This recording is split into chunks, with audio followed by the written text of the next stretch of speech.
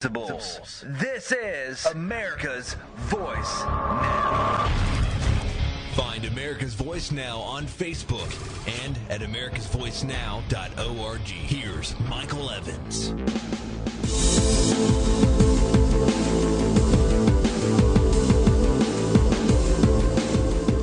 Good morning, America. You're listening to America's Voice Now. Saturday morning, bright and early, 6:05 a.m. Boom! We're here. I know you're lounging in bed, sipping on a cup of coffee, maybe eating a donut. These other guys in the studio are laughing at me. Here I am. What? As well we should be. Yeah. All right. It's bright and early at 6 a.m. Cold last night. Looks like it might be a nice day today, warming up a little bit. A little cloudy. Let's get some sunshine in here. Get these gardens growing. I'll tell you why we need gardens. Because if you can't feed your family soon, you're gonna want to know why you didn't grow a garden, or at least your family will. All right, we're going to break into some interesting news this morning. We've got a couple of guests that we're going to have on sometime between 7:30 and 8. Sean Rhodes is going to call us with an update on where we stand on issues in the House, including the Second Amendment Preservation Act. And then we're also going to have a guest on between 8 and 9, and that is going to be Sheriff Richard Mack. He is going to talk with us about a couple of issues, not the least of which is our current 10th Amendment push to pass some legislation here in our state, but also the fact that the Constitutional Sheriffs and Peace Officers Association is going to hold their annual convention right here in dear old Missouri. So we're going to get kind of an update from him. He's going to be able to provide us with some insight as to what's happening with his organization. And one thing that he promotes, which we really need to get pushed through in our state here, is right now, in order for you to be deputized by the sheriff, you need to go through post-training. What that means is it's a multiple-month, multi-thousand-dollar training program that enables you to qualify to operate as a deputy. One of the things that you'll hear from Sheriff Mack, and you'll hear from Joe Arpaio and many others, is that they have what they call a posse. For those of you who aren't familiar with that term in relation to modern-day sheriffing, here's what it means. That means that at any given moment they can pick up the telephone and call down a local group of people that have been deputized by them for emergency, whatever that may be, whether it's a national emergency, a localized natural disaster, whether it's, they've got some kind of a major issue that they need assistance with, clearing rubble from a building, taking down, rubble after a tornado or something along those lines, or in the event that they actually need to stand up against the federal government and tell them to get lost. Now, Sheriff Mack had a cadre or a posse of about 4,000 people in his district. That means that with a telephone call, he could have 4,000 armed men at his beck and call. That's exactly what we need here in this state. And I'll tell you why. By the way, Joe Arpaio has 6,000. 6,000. One phone call, 6,000 guys show up and say, not today. Here's why. Eric Holder, the other day, came out and had the gall to respond to the Kansas state passing of the Second Amendment Preservation Act. Now, Kansas has passed that act, I don't know, maybe a month or so ago. They beat us to it. And the idea that they are nullifying federal law blows Eric Holder's skirt out of whack, which is right up my alley anyway. I hate this guy. I think he is a traitor to the United States of America. He sent a letter on Thursday to Kansas Governor Sam Brownback, and basically it says that they're bill called SB 102, which Brownback signed into law last month. The new law basically is very similar to ours. There's a couple of minor changes, but for the most part, it is a Second Amendment Preservation Act. And here's what Holder has to say. In purporting to override federal law and to criminalize the official acts of federal officers, SB 102 directly conflicts with federal law and is therefore unconstitutional. Apparently, Mr. Holder has not read his own history. Or the Constitution. Or anything, because he goes on to say, under the Supremacy Clause, Kansas may not prevent federal employees and officials from carrying out their official responsibilities. And a state certainly may not criminalize the exercise of federal responsibilities. Because SB 102 conflicts with federal firearms laws and regulations, federal law supersedes this new statute. All provisions of federal law and their implementing regulations, therefore, continue to apply. Showdown time, folks. Well, first of all, Kansas is not purporting to criminalize the exercise of constitutional federal responsibilities. The bill criminalizes what the state has actually determined is unconstitutional. That is the right of an independent, sovereign, 10th Amendment separated state. Co-equal governments. No matter how much Eric Holder would like to disagree otherwise, he is wrong. The Supremacy Clause does not allow federal law to trump state law. And since Eric Holder is supposedly a constitutional professor and the lapdog of the other constitutional professor who clearly hasn't read the thing since he was probably in the 4th grade, let me clue you both in. The Supremacy Clause only applies when the laws that are made are in pursuance of the Constitution. Pursuance. Now, any limitation that you put on the Second Amendment is apparently and clearly not in pursuance. Let me tell you something.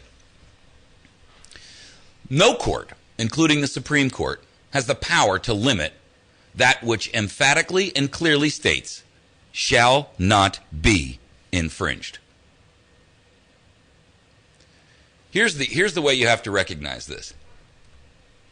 And by the way, for those folks that are out there constantly looking for some kind of magic bullet to support and back up the Second Amendment, I just wrote an article and I posted it up on our website. It's called The Principle of Mutually Assured Destruction versus the Dick Act and Other Second Amendment Myth. And here's why. I keep getting these emails from people about this Dick Act of 1902. And it's an absurdity. They keep throwing this thing out. The Dick Act of 1902 cannot be repealed.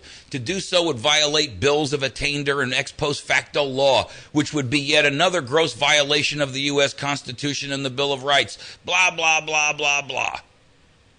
Let me tell you something.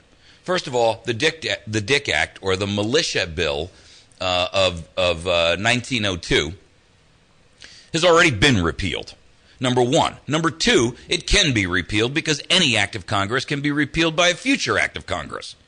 So, let me tell you something, by the way, for those of you who constantly send me this kind of drivel. If you're not going to take the time to do your own homework and understand what you're sending me, please don't chain letter me with this crap. One, I don't have the time to go out and do the research to make sure that you're right or wrong. And frankly, I get so much of this kind of trash, and most of it is wrong. And if you're unwilling, but you want me to speak on this, I get tons and tons and tons of email about how I should talk about this, or I should talk about that, or here, you got to look at this. Well, let me tell you something. If you want to send me email about stuff like this, and there's a certain few of you out there who send me stuff multiple times a day. If you're going to send me something, here's a clue. First of all, I expect you to go out and do the research to verify, one, that it's true. I also expect you, number two, to go look at the opposing viewpoint of why they claim it's not true. And then third, I expect you to give me your opinion of why and of what your opinion is after having read both the positives and the negatives of it. That's what I do before I talk about it. And that's what I expect you to do so that I can take your summary and say, this is worthy of my taking 2, 3, 5 hours to do research on, or it's not. But I don't have the time to sit and go out and hunt down every little jot and tittle of every little crazy cockamamie, and there are plenty of tinfoil hat stories out there, folks, this being one of them. So let's understand something. No Congress, no court has the power to limit the Second Amendment. There is no treaty that can limit the Second Amendment. If you're looking for some kind of magic bullet that supports the Second Amendment, stop. There is nothing, and we don't need anything. What you don't realize is that we've become so accustomed to the legislative or the judicial superseding our Constitution, and we've been so indoctrinated in the principles and the ideas that they can, that you fall for it. And I'm here to tell you, you don't need any backup.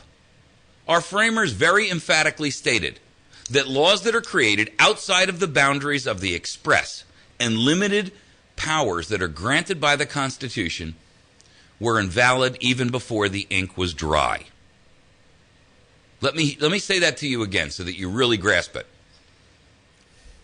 The idea is, if the government passes a law which is extra-constitutional on its face, excuse me, and is outside of their authority, it is invalid, null, and void, and of no effect before the ink is dry. If we as supporters of the Constitution actually mean to uphold our unalienable rights, first thing we have to do is change the way in which we view the authority of the courts, the legislature, and the executive. They independently and collectively have no more right to change the Constitution than I do.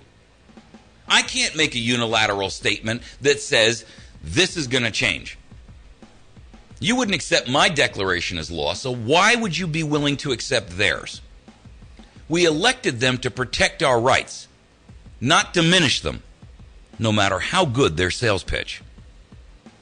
We're going to take a break. When we come back, I'm going to beat this dead horse with a dead dog, until everybody out there fully understands the Second Amendment is inviolate. No amount of law passed by Washington can diminish your right. And I'm telling you right now, if you're unwilling to do civil disobedience, to be disobedient in the face of that, then you're not an American patriot.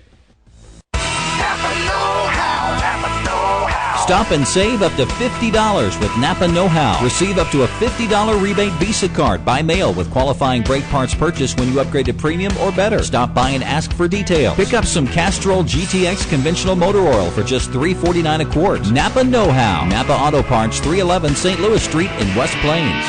Napa Know-How. Napa Know-How. Napa Know-How. Napa Know-How. The question is, can you name this movie?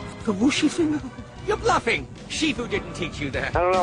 My daughter Ashley yells "Kung Fu Panda" and she's driving, so I had to call. Way to go, Ashley. You know what this means. I've got about 4 more years to go of not knowing anything. You know what else it means? What else does it mean? We're giving the prize to Ashley. That's fine. Join Cooper and Company weekday mornings 6 to 8 a.m. here on the Ozarks Best News Talk, 107.1 The Point.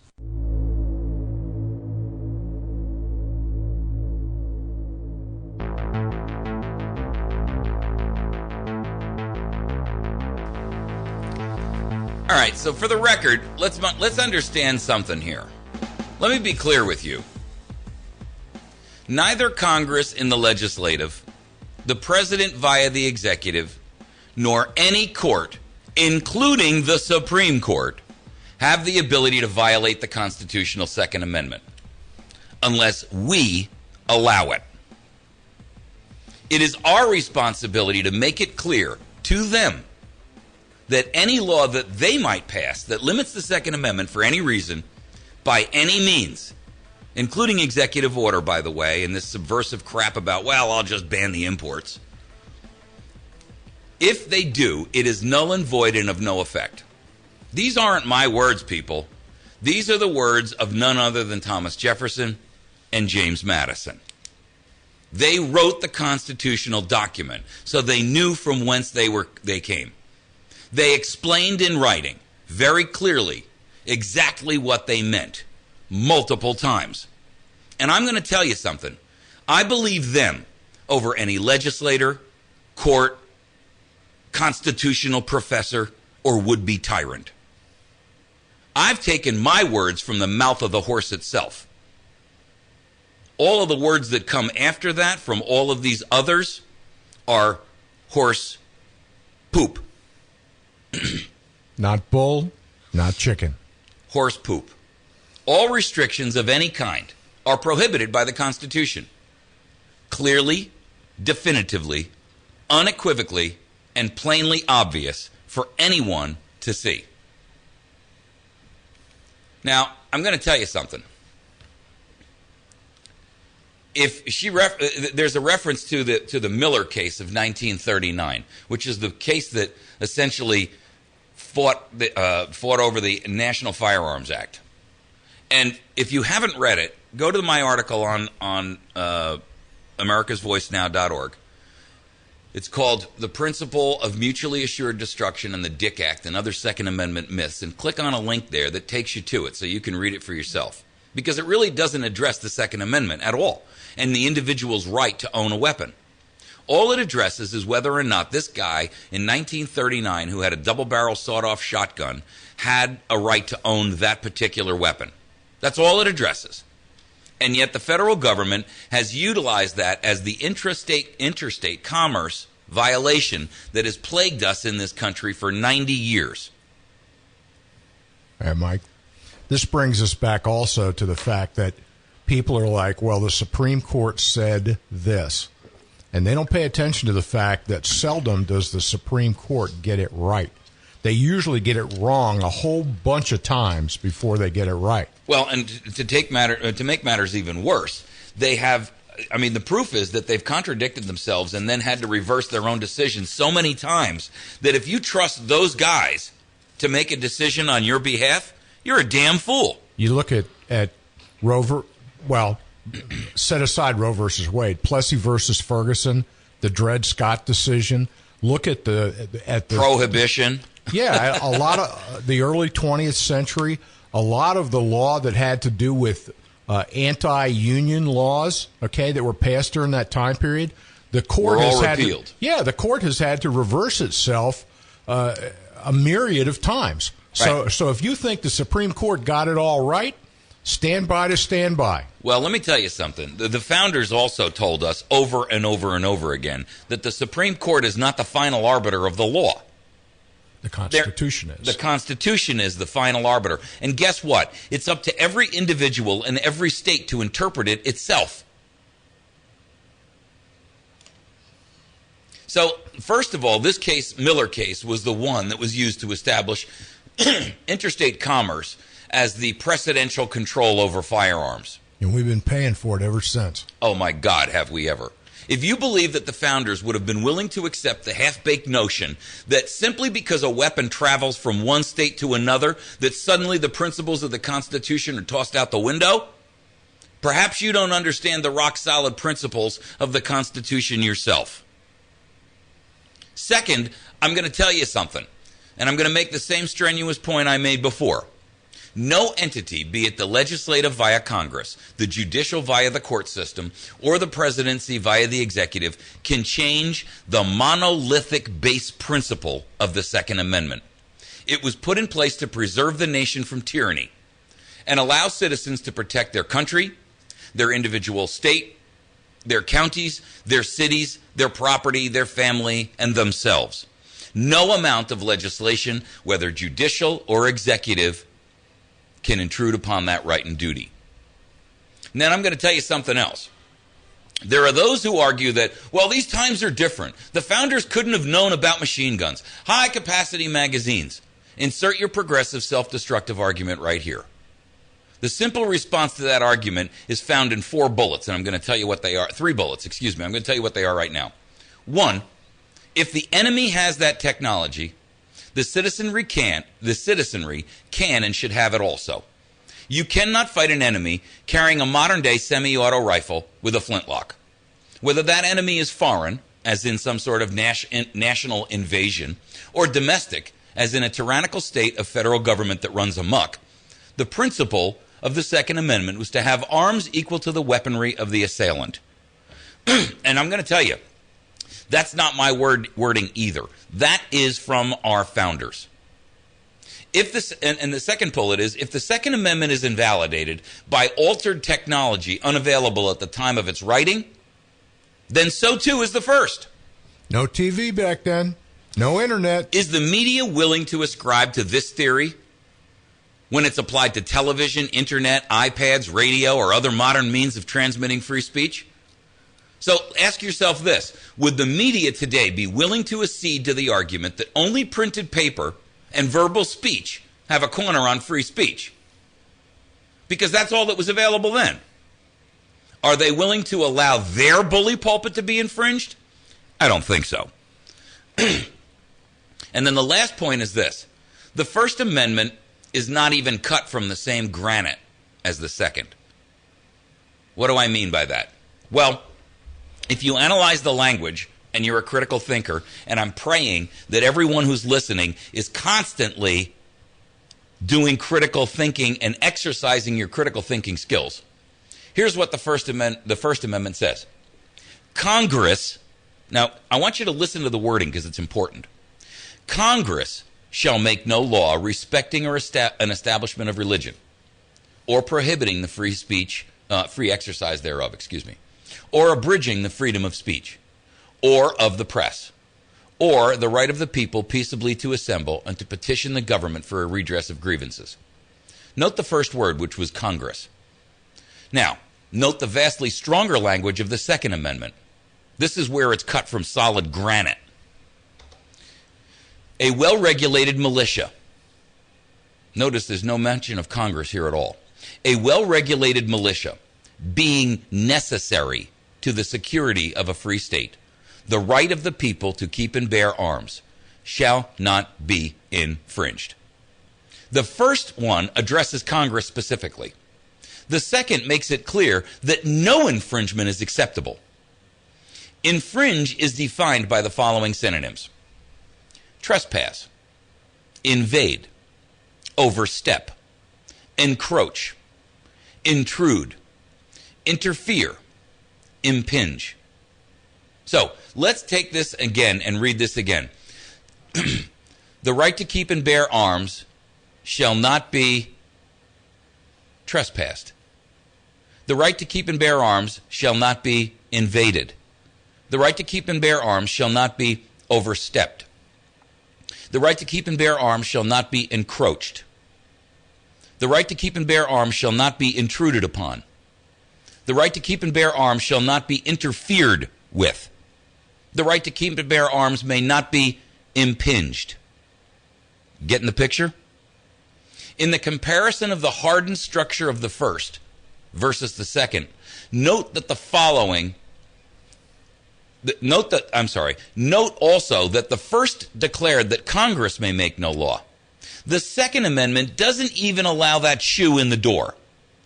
If it did, one could well argue that the states might individually limit the first using the creative argumentation of the modern-day politician. Why do I say that? Because it says Congress shall make no law respecting an establishment of religion, blah, blah, blah. Well, guess what? That means, theoretically, I mean, if you wanted to be a constitutional professor about this, and we're doing our critical thinking skills and exercises now, does that mean that states then do have the right to make a law? Because they're not federal Congress now, they're states, and they're independent, separate governments which are co-equal. I think as a critical thinker and an articulate person, I think I could make a pretty good argument that states have the right to do that. I don't believe that, but I think I could make a fairly good argument to that effect. When we come back, I'm going to finish wrapping up this issue so that we can move on to other topics. But I'm going to tell you something, people. Those of you who are out there thinking that the federal government is going to take our guns and limit our ammunition and block us from getting magazines and all the rest of that, I got to tell you something. If you are not cognizant of your own level of authority on this issue, you have drunk the Kool-Aid that the mass media would like to feed you. You have fallen into the indoctrination trap of believing that they have the right to make changes unilaterally to our Constitution. Don't make that mistake. They have no authority whatsoever. We'll be right back.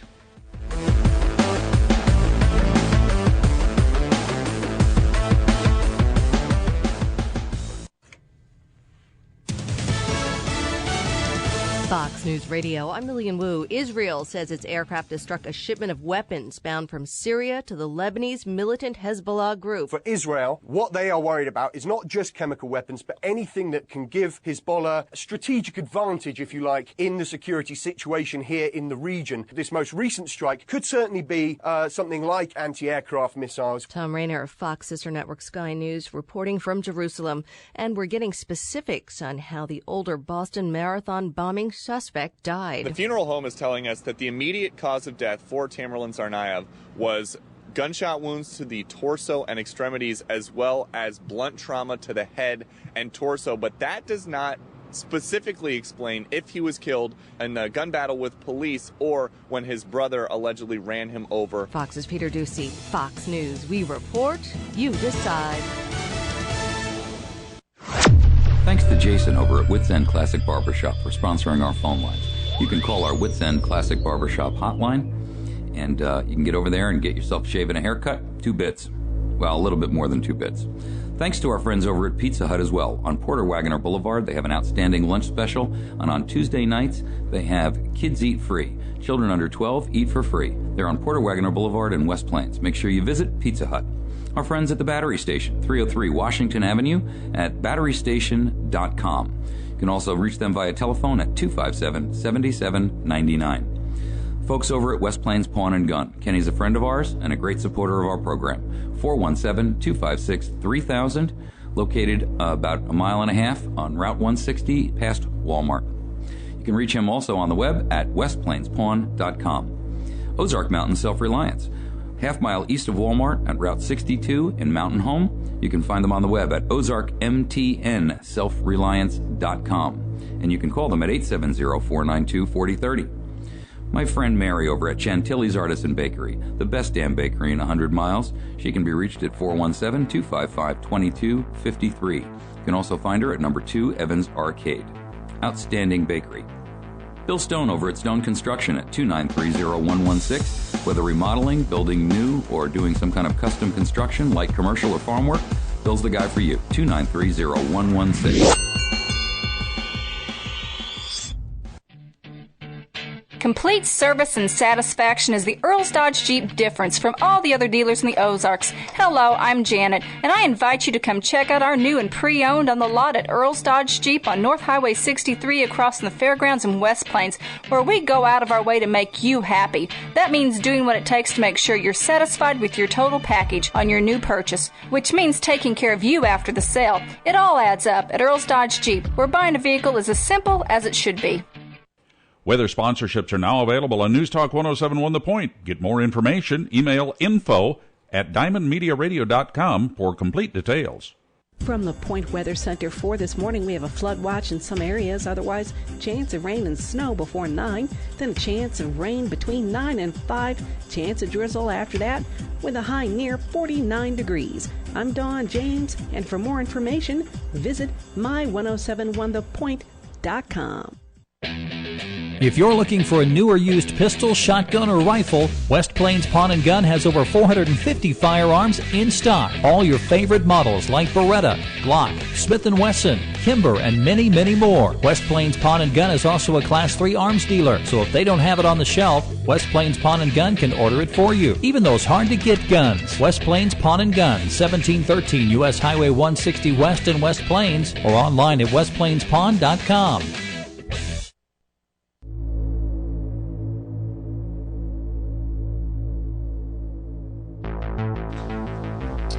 All right.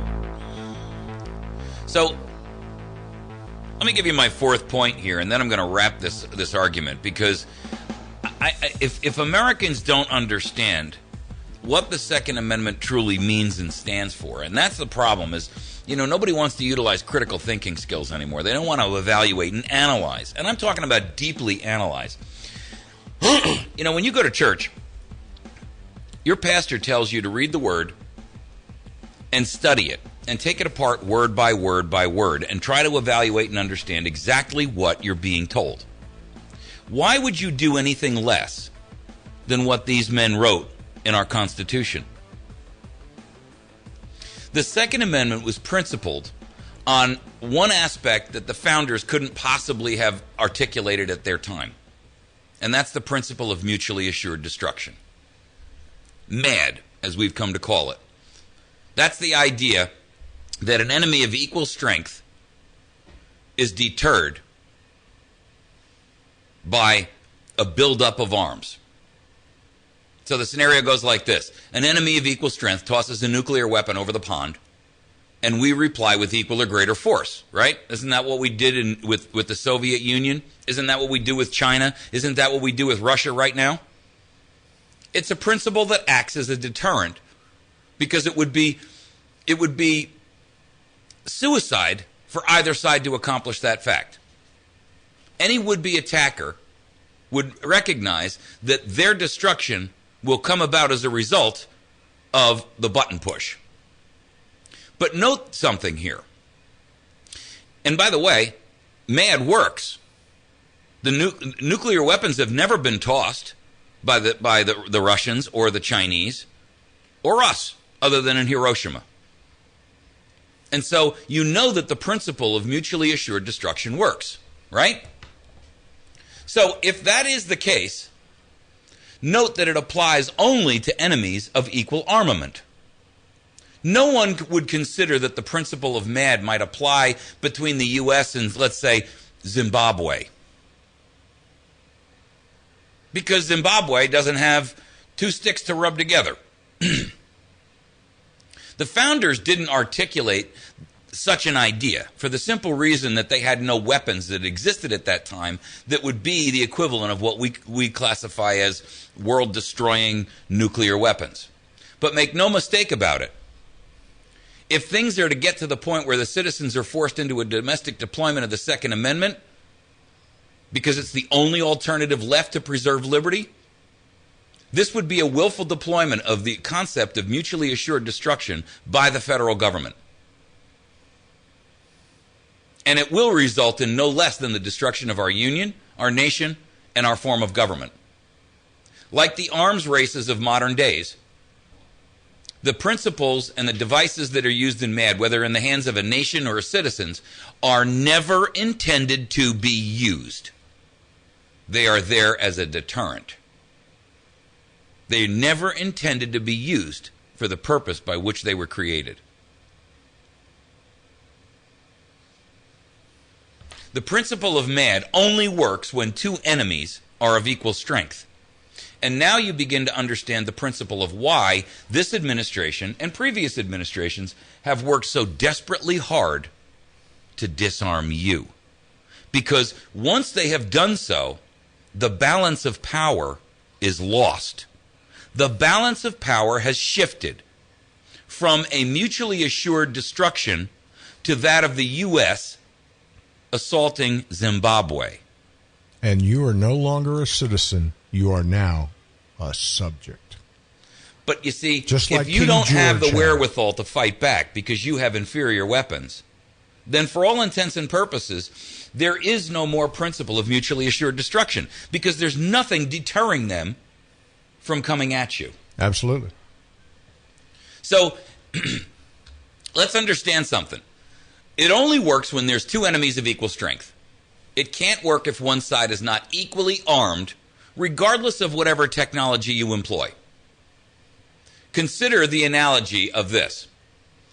If we were to attempt to go into a nation such as Venezuela, or if Venezuela were to try to attack us, they have no nuclear weapon to deter a threat from us. The nations are unequally yoked in the weaponry class. They could no more deter the U.S. from an invasion and the inevitable subjugation of their nation than could even Germany or France or pick Italy. I don't care, anyone you want. Forget world opinion and the economic factors for a moment, because tyrants and tyranny don't take those factors into account. If the U.S. wanted to take any of these aforementioned states or nations by force, there would be little that they could do under the threat of a massive dump of nuclear detonations in their major cities that would obliterate their respective nations. Now, consider that same scenario with Russia or China, who does possess equally yoked nuclear armament. It would be suicidal for the United States to attempt that kind of an invasion. Now, I know that the minions of the God as state clan will throw out all manner of illogical and emotional arguments to this. The simple truth of the matter is this. The national government, our federal government, will never use nuclear weapons on domestic soil because it would be suicide. Therefore, any tyranny that would be perpetrated on U.S. soil will be small arms conflict. For the record, the economic, the moral, the ethical, and the societal conflicts, folks, they're over, and we've already lost those. Let me say that again. For the record, the economic, the moral, the ethical, and the societal conflicts in this nation are over, and we have lost. So our only concern at this point should be that of physical joined battle. And so we come back to the founders and their understanding of the principle of MAD. The idea that the Second Amendment can be marginalized or deteriorated to deter criminals from obtaining weapons never even enters the room. The founders and the framers were not addressing that issue in the Second Amendment. Because you know why? That issue was already dealt with via the basic rule of law that Congress does indeed have the power to effect. Congress can pass any manner of laws that if you rob a bank, if you commit a murder, if you violate someone else's privacy, if you injure someone, rob them of something, you can be imprisoned for a very long period of time. That's all within the purview of Congress. What is not is the right to disarm Americans so that we can deter the 0.2% of the criminal element in the United States. You have to understand, the only goal that they had in delineating the second as the bedrock of the Constitution was to provide a mutually assured destruction deterrent. And if that fails, because we can't make the federal government recognize that we are unwilling to accept their tyranny, then to enable citizens to fight back against open tyranny itself. Citizens have the right to own armaments equal in strength, power, and substance as those which will be used against them in a physical battle. Period. The arguments will be thrown out there by the God State clan. I know, they're already apoplectic. Their heartbeats are gone 1,000 miles a minute. Their hands are flailing. Let me make it abundantly clear. If you want to own an M1 Abrams tank and you can afford it, I have absolutely no problem with it. If you want to own a mortar, I have no problem with it. If you want to own a machine gun, I have no problem with it. For the record, I have no problem with it, because those are the armaments and the weapons that are owned and will be used against Americans by other Americans, namely the Department of Homeland Security and the minions underneath them. At our present time, in our present state of decline, the constitutional principles of the bedrock of man's natural rights and our delineated unalienable rights, we are at a time when any deterioration of any of our Second Amendment rights is completely, totally unacceptable. Any attempt by any entity, by whatever means or limit or stripe, to deter, infringe, trespass, invade, overstep, encroach, intrude, interfere, or impinge upon that right should be met with absolute, abject disobedience. It was always meant to be so. We've just failed to exercise that right which we already possess. And now it comes down to you. Connecticut, New York, California, Colorado. Where do you stand? Are you going to allow these tyrants to disarm you and upset the balance of power? The choice is yours. But make no mistake about it. What's happened in these 4 states is the opening salvo shots across the bow of the Civil War to occur in the 20th century. We'll be back in just a moment.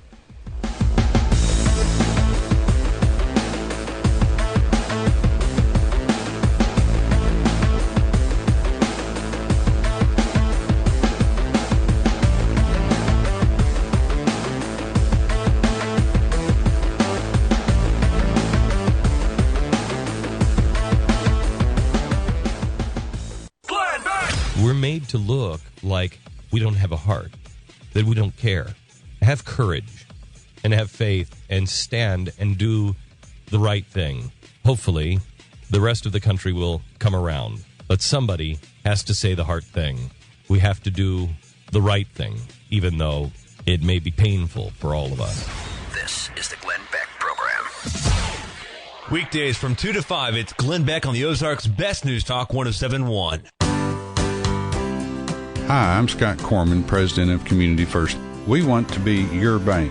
We believe in the strength of our communities, businesses, families, and future. We're not just locally owned, but community owned. And we operate today just as we started, by living up to our name, putting you and our communities first. Living up to our name, community first, banking company. Member FDIC, equal housing lender. There's one man on this earth who really gets it. It comes down to one sentence and 3 words: secure the border, and they won't do it. Well, look, we got a trigger here and a plan in 6 months, and I don't want to hear the bull crap, the bureaucratic bull crap. Folks, I lived through this in 1986. This is a redo. Or some of you might say, a redux. But it's a redo. Secure the border. Mark Levin is on the radio. Weeknights from 5 till 8, Mark Levin on the Ozarks' Best News Talk. Hi, it's Hugh Hewitt on the next Hugh Hewitt Show. The next governor of Virginia, Ken Cuccinelli. The current senator from South Dakota, John Thune. I'll also be joined by Bill Kristol, and we'll talk with all of them about immigration reform and what is ahead in the United States Senate, and Marco Rubio. Don't miss any minute of the next Hugh Hewitt Show. Sundays from 6 till 7, following Money Talk with Bob Brinker, it's the Weekend Journal with Hugh Hewitt on the Ozarks' Best News Talk 107.1.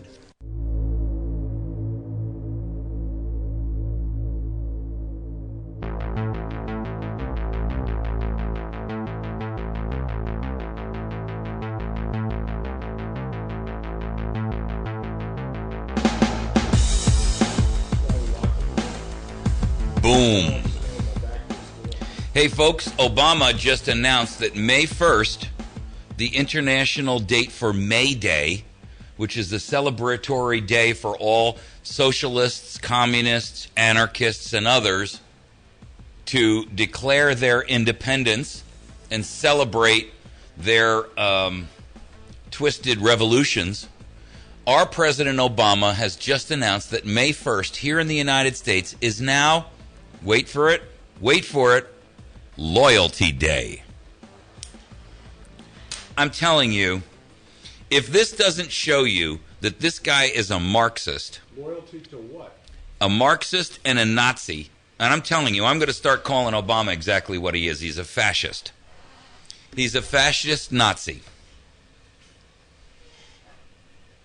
So May 1st is Loyalty Day? That's what they're calling it, Yeah, Loyalty Day. Loyalty to what? He says... Yeah, loyalty to what? Believe it or not, he actually uses the word republic, but he uses it only in the reference of pledging allegiance to the republic for which it stands. So he's quoting because he doesn't dare say the word republic, not tied to words, so that when his supporters come back and start screaming bloody murder, he can say, I was just quoting the lyrics of the song, don't get your panties in a bunch. Yeah, it'll be the new republic like you had in France.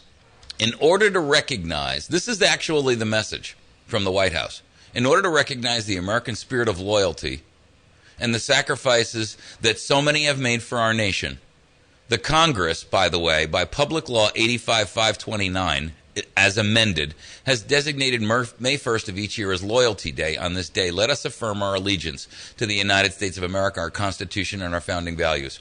Let me tell you something, Mr. President, and let me tell you something, members of Congress.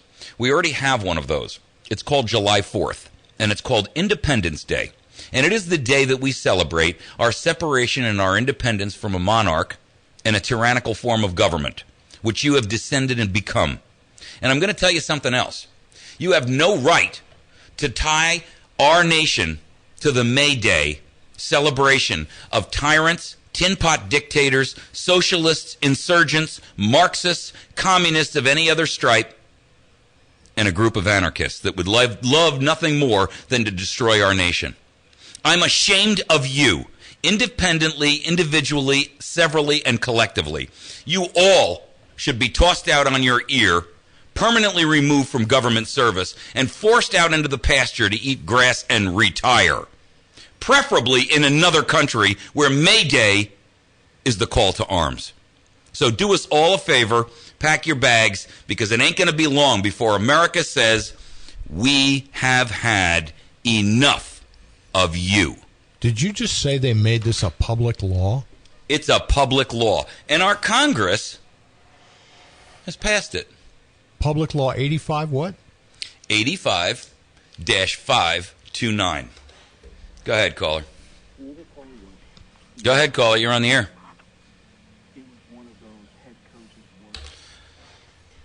I think that's the crazy lady. The volume was really, really low. I don't know. No, it's the crazy lady. She does that all the time. Uh-oh. I'm not understanding this. Was there nobody in the 520-some bodies within our Congress that said who bothered to sit up and go, this is Communist May Day? Apparently not. And I don't know anybody. If you're in a position of government and you don't know the significance of May Day, let me tell you something. You have no business in that business. Oh, they'll probably take May the 5th, and they'll declare that to be Undocumented Immigrant Day. Obama's proclamation will make Loyalty Day a national holiday to rally Americans behind even more widespread fear or freedom, according to Obama's statement. Folks, I'm going to tell you, if you don't smell the Marxism, if you don't smell the fascism that emanates from this man like an aura, I don't know what you're looking at. Unplug your nose, open your eyes, clear the wax and the trash out of your ears, and pay attention to what's going on around you. The fundamental change isn't beginning, it is well underway. And May Day is an exact, provable point of the goals of this man and this administration and most of the scumbags in Congress. I can't believe Congress went along with this. I'm floored. I'm floored. Got me. I don't get it either.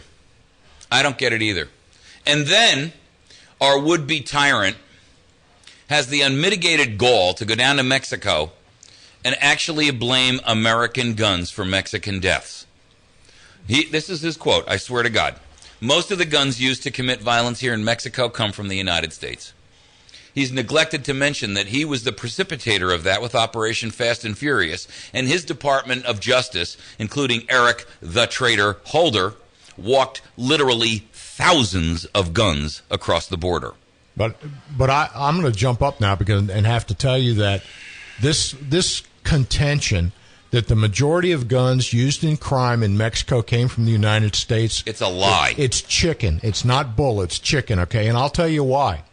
Where are all the AK-47s coming from that the drug dealers in Mexico are utilizing? And I will tell you right now that a lot of those AKs, okay, went at the back door of Mexican Army armories, okay? Yeah, just like the 16,000 M16s that just disappeared in a warehouse in Kuwait. 16,000. Do you know how long it takes to take 16,000 guns out of a warehouse? Not long if you have a big forklift. They were all on armament racks. Oh, nice. Nice. Well, it's the same thing. How many guns that are showing up in Mexico can be traced as coming from Nicaragua or other unstable Central and South American countries that have been willing to exchange dollars for guns out of their armories. Nicaragua. They don't even trade dollars. They trade bags of powder. Well, yeah, there you go. Nose candy. Go ahead, caller. Kill that radio behind you. Last chance, caller. Kill that radio. Oh, I know what the problem is. I apologize. That was my fault, not yours. Oh, not a biggie. All right. Just want to point out that MayDay might not be such a bad idea for such a thing, since MayDay stands the international call word for distress. You know? Yeah, MayDay, well, we need to start MayDay. displaying our flag upside down and putting MayDay directly underneath it. I'm telling you, that's a good, very, very legitimate, valid, and good point. Thank you for pointing that out, because Mayday is the international distress call, and boy, if ever there was a time for us to declare it, it be now. We are in dire shape, folks. Our ship is sinking. We've backed the Titanic up in November and rammed the iceberg willfully again. And now the ship is going down. And the captain has just declared Mayday. I mean, if you just run with that analogy for a moment, folks, you can have all kinds of fun with it. Boy, isn't that the truth? What, Glenn? I said it is warped. Our captain has declared Mayday. And here's Congress sitting on the deck playing the final strains of Mozart as we go down. Isn't it interesting that every time he goes to another country, he makes that a forum for blaming the United States for whatever the ills are of that country that he's standing in? Absolutely. He has been doing it since the day he took office. He did the apology tour when he first took over, and he has not stopped since. Every foreign nation he goes to, he throws us under the bus. If it's not for guns, it's for something else. Every time. I tell you what. I've about had it with this guy. I've had it with him. Now, if you don't mind, I'd like to point out something about Please do. About doing the research. Yes. A lot of my friends will come to me with books, and we talk this stuff back and forth. We don't just listen to Mike Evans, believe it or not. It's hard to believe. Don't? Oh, my goodness. But you talk about, Mark Levine said this or Rush said that. Yeah. But they don't always present arguments from the other side, like from Mother Jones, for instance, or Alan Combs, or other left-wing commentators. Sure. And, sometimes it gives me indigestion to look at this stuff, but one needs to be looking at it, because if you don't know your opponent, you don't know yourself. Good point. You got to be aware of what else is going on so you can anticipate it. That is absolutely true, and that's one of the reasons why I say to folks, if you're not only paying attention and doing your own research and your own homework and your own due diligence, but you must listen to the opposing viewpoint for multiple reasons, not the least of which is you at least understand what their thinking is so that you can combat it effectively. Secondarily, let me tell you something. There's just as much demagoguing and just as much nonsense and just as much tinfoil hat crap running around on the Republican side of the fence as there is on the liberal side of the fence. And the simple truth is this. This is why I said earlier on, before I talk about something on the air, or before I post an article or something I've written, I always go out and make sure I do my research on it. This Dick Act thing is a perfect example. I'm telling you, if I had $1 for every one of those, I could buy us all a decent dinner. And the simple truth is, you know what it is? It's the same people who keep sending these chains around. They have no idea. They haven't never done the research on it. All they've done is just read it and said, oh, that fits my pre-existing bias. Let me forward this on to Mike and see what he thinks of it.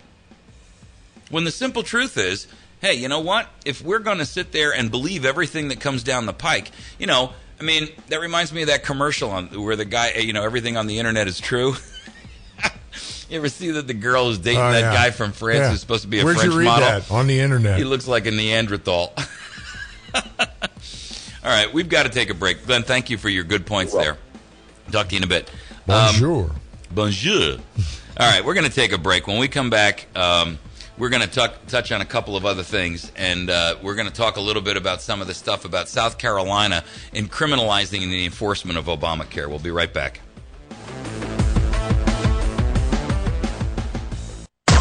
We are the Ozarks' best news talk, KBMV Birch Tree.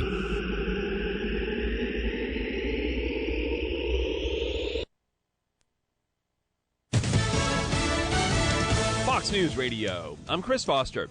President Obama's in Costa Rica after 2 days in Mexico, promoting those relationships in his weekly message. Right now, over 40% of our exports go to the Americas. And those exports are growing faster than our trade with the rest of the world. And that's why I visited Latin America this week, to work with leaders to deepen our economic ties and expand trade between our nations. For the Republicans, North Carolina Pat McCrory says the federal government should give the states more independence on issues like offshore oil drilling. It's time to get off the sidelines and allow the states to exert the leadership that will create thousands of jobs, reduce America's dependence on Middle Eastern oil, and protect the environment. He says Republican governors are doing a better job than leaders in Washington. The Israeli Air Force strikes a shipment of weapons in Syria meant for the Lebanese militant group Hezbollah. The Israeli embassy spokesman in Washington said that what we can say is that Israel is determined to prevent the transfer of chemical weapons or other game-changing weaponry. Sky News Middle East News editor Tom Rayner. The unemployment rate's at a 4-year low, with the numbers showing a college degree still a good investment. Buried in the Labor Department's jobs report are nuggets that show college grads are faring better than most through the recession and the slow recovery. Their unemployment rate was 3.9% compared to 7.5% for the total workforce. College grads are the only group that has more people working now than when the recession started. And while many have been forced to take low-pay, low-skill jobs, a New York Times analysis finds the typical full-time worker with a bachelor's degree earned 79% more last year than somebody with only a high school diploma. Fox News Radio Steve Knight. A funeral home director in Worcester, Massachusetts is looking for a cemetery that will take the older Boston Marathon bombing suspect, Tamerlan Tsarnaev. You're listening to Fox News Radio, fair and balanced. Fox News Early Prime, breaking down business news and its impact on your bottom line. Your World with Neil Cavuto. That's how I do business. That's why I am business. Bold positions and brash opinions on the topics America is buzzing about. The Five. How do you think this will set in with the American people? This will be the pulse of the nation. Washington insight and political know-how from the best in the Beltway. Special report with Brett Baer. The epicenter of the political world is here. The #1 place for fair and balanced coverage. Fox News Channel. What's wrong with working hard to make our lives and our kids' lives better? Nothing. At Fox Business, we don't have a problem with success. We have a very big problem with those who get in the way of it. We don't come out of the box bashing those who make money, just the politicians stealing it and the bureaucracies wasting it. We're not just sitting behind a desk. We're out in the field, on the floor, with the folks. Because when a story moves forward, so do we. Fox Business, the power to prosper. Volunteers are at the core of the American Cancer Society's mission to eliminate cancer. Thank you to our volunteers who make a difference in the fight against cancer. Volunteer your time and talent today. Visit cancer.org or call 1-800-227-2345 to find out how you can volunteer with the American Cancer Society. That's 1-800-227-2345. Having difficulty with your computer? Do you think it has a mind of its own? Well, don't be alarmed. This happens to everyone at some point in time. Worry no more. Computer Dave and Kyle can help you out with PC Geeks, a weekly show right here on 107.1 The Point. Tune in Thursdays at 1 o'clock to ask computer-related questions and listen to the web topic of the week.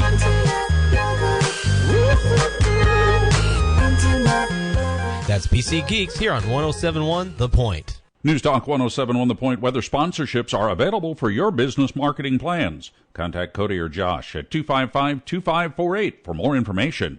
From the Point Weather Center for this morning, we have a flood watch in some areas. Otherwise, chance of rain and snow before 9. Then a chance of rain between 9 and 5. Chance of drizzle after that with a high near 49 degrees. I'm Dawn James, and for more information, visit my1071thepoint.com. Complete service and satisfaction is the Earl's Dodge Jeep difference from all the other dealers in the Ozarks. Hello, I'm Janet, and I invite you to come check out our new and pre-owned on the lot at Earl's Dodge Jeep on North Highway 63 across from the fairgrounds in West Plains, where we go out of our way to make you happy. That means doing what it takes to make sure you're satisfied with your total package on your new purchase, which means taking care of you after the sale. It all adds up at Earl's Dodge Jeep, where buying a vehicle is as simple as it should be. It's about the restoration of our republic. We want to educate, encourage, enable the power.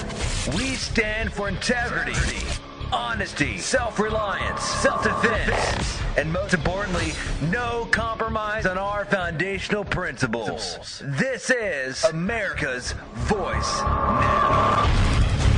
Find America's Voice Now on Facebook and at americasvoicenow.org. Here's Michael Evans.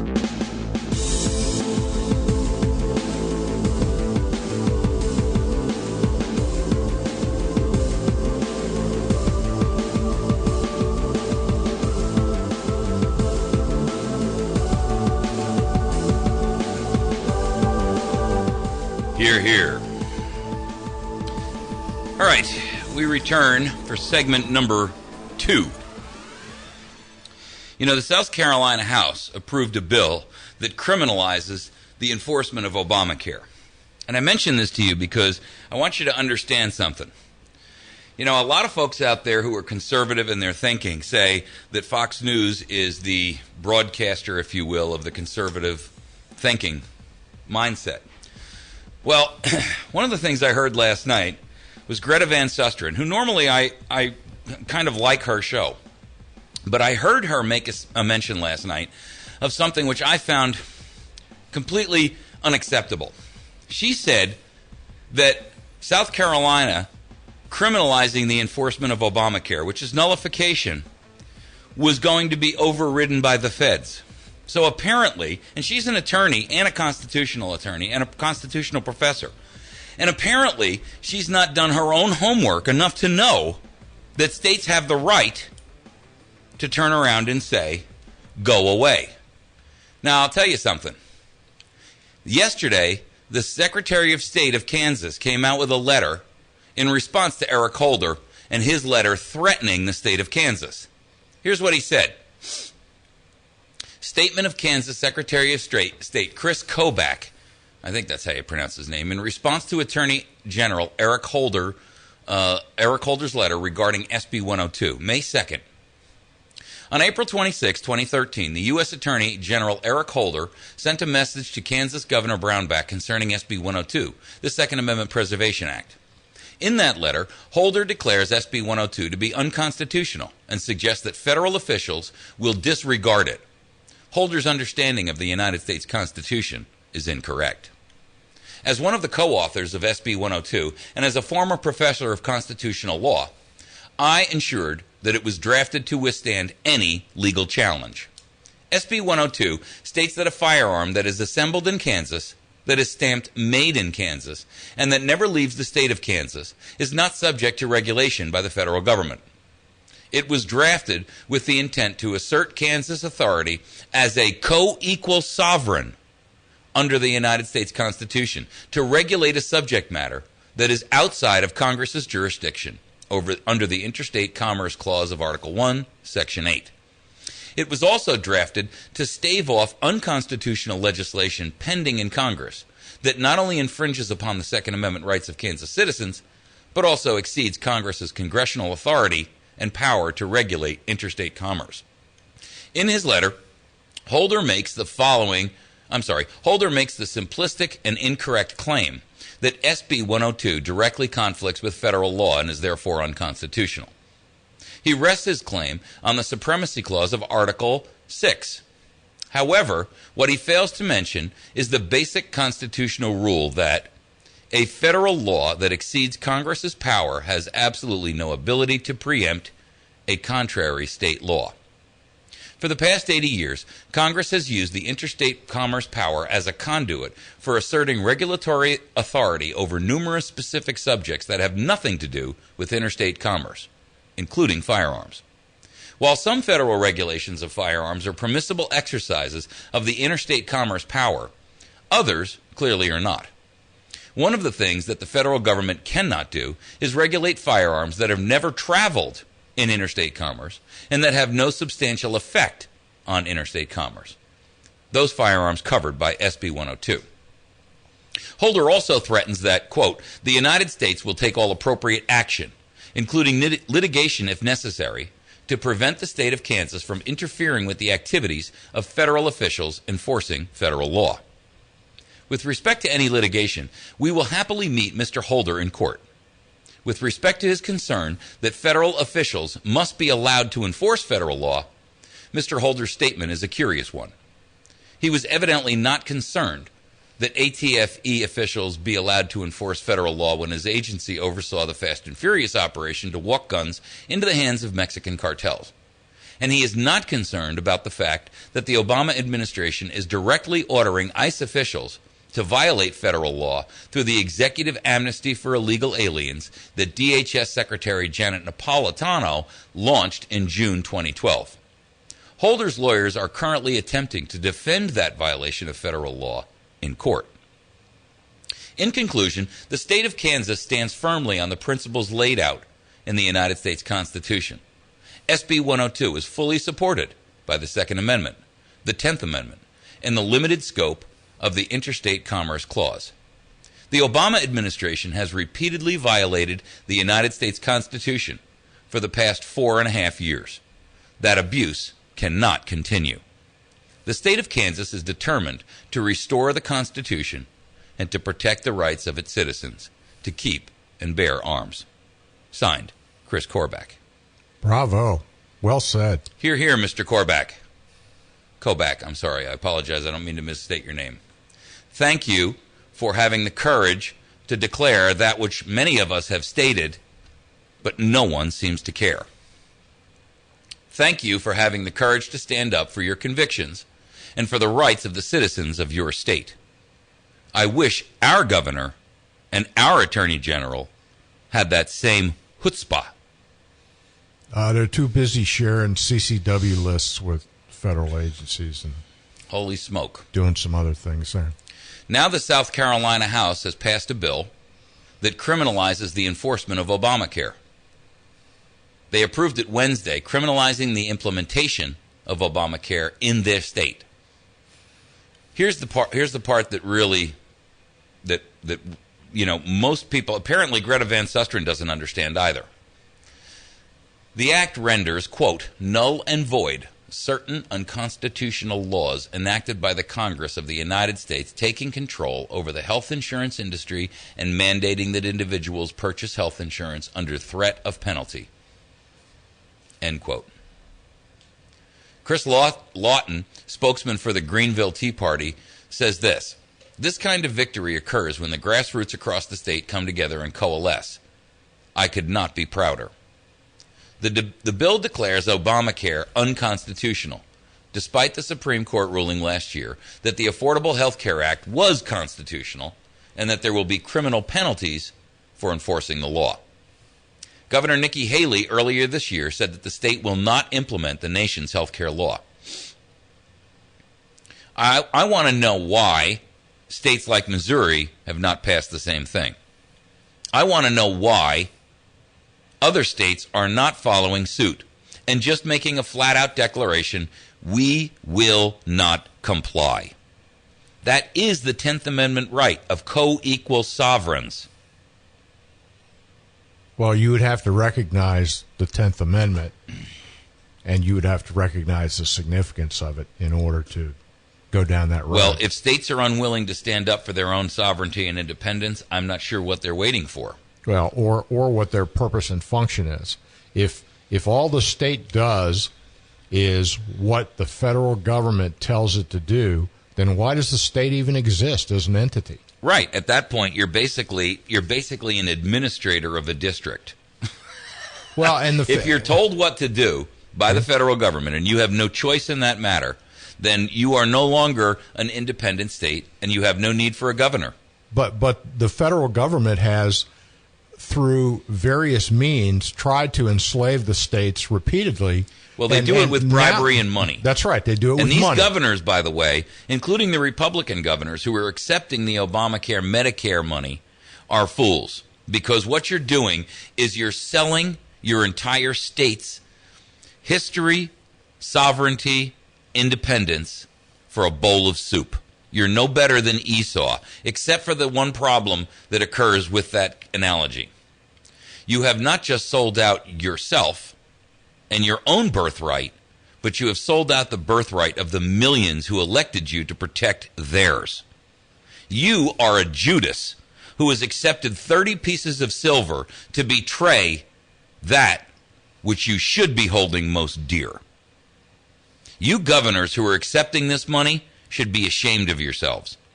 Because what you're saying is that I'll accept this paltry sum of 30 pieces of silver to betray the millions who put me into elected office and are depending upon me to act as a safety zone, an interposer, a bulwark, a firewall against federal overreach.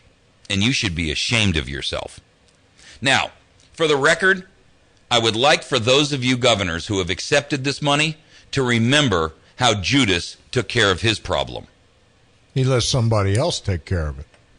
Well, Judas went and found himself a piece of rope. Well, yeah. Eventually, I mean. Judas went and found himself a piece of rope. So you governors out there, take a lesson, and I don't care whether you're religious or not, just take a lesson from history. Let me tell you something.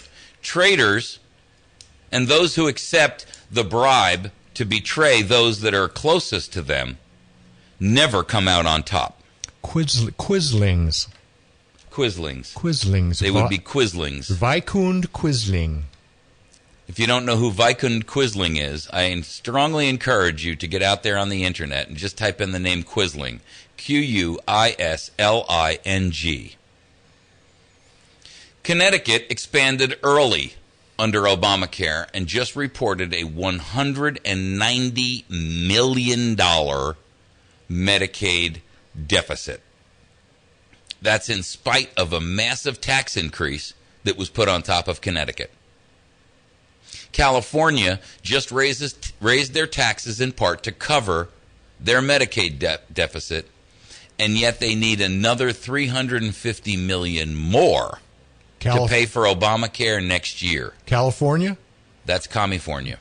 What can Brown do for you? Yeah. I'm not even going to go with that analogy. We're on public radio here, and I guarantee you, if I go down that path, no, I'm off. No. On Thursday, the Senate Finance Committee refused to expand Medicaid eligibility to more poor adults as part of their state budget in California. So here's what you have to recognize. Those of you governors who are out there accepting the small short-term bribe to betray your citizenry, remember the lesson of Judas. How well do you want, or how badly do you want, your 30 pieces of silver? We'll be back in just a moment. The area's best selection of firearms and ammunition can only be found at West Plains Pawn and Jewelry. Top-of-the-line handguns from Kimber, Smith & Wesson, Ruger, Glock, Beretta, and many more. A wide selection of ammunition, including blanks, centerfire handgun and rifle, rimfire, a variety of shotgun shells, target, and turkey. With new arrivals every week, the area's best selection of firearms and ammunition can only be found at West Plains Pawn and Jewelry, 1713 West U.S. Highway 160, or shop online at westplainspawn.com. Coast to Coast AM brings the Ozarks a whole new feel for radio. Midnight to 6 a.m. every night here on the Ozarks Best News Talk 107.1 The Point. Where else would you get callers talking about everything from UFOs to war trends, from mental energy to anomalies, and from lost knowledge to aliens? Listen to experts and researchers who are part of the guest list every night here on the Ozarks Best News Talk. Don't miss Coast to Coast AM with George Norrie. Midnight to 6 a.m. every night here on the Ozarks Best News Talk 107.1 The Point.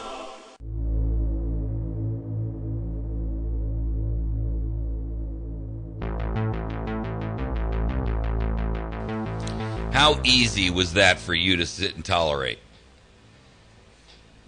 The commercial break, I mean.